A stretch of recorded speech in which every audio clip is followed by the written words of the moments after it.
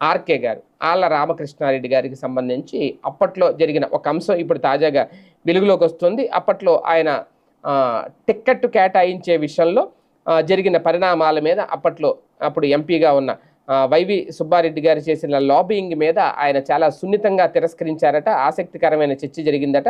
అది ఇప్పుడు తెర మీదకి వస్తుంది ఒక పోస్ట్ ద్వారా.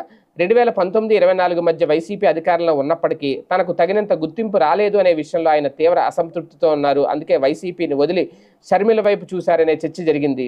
వాస్తవానికి గతంలో జగన్కు అత్యంత సన్నిహితులైన వారిలో ఆర్కే ఒకరని చెప్పాలి. అయితే ఇక్కడ ఈ క్రమంలోనే 2014-19 చంద్రబాబు పాలనలో అమరావతి పేరు చెప్పి తీవ్రమైన అవినీతి జరిగిందని చెబుతూ ఆయన కోర్టు మెట్లెక్కి పోరాడారు. అయితే అప్పట్లో తన పోరాటానికి పార్టీ నుంచి రావాల్సిన మద్దతు రాలేదని ఆర్కే అసంతృప్తి చెందారని చెప్తారు. ఏది ఏమైనా 2019 ఎన్నికల్లో అమరావతి రైతుల నుంచి తీవ్ర వ్యతిరేకత వచ్చినప్పటికీ సాక్షాత్తు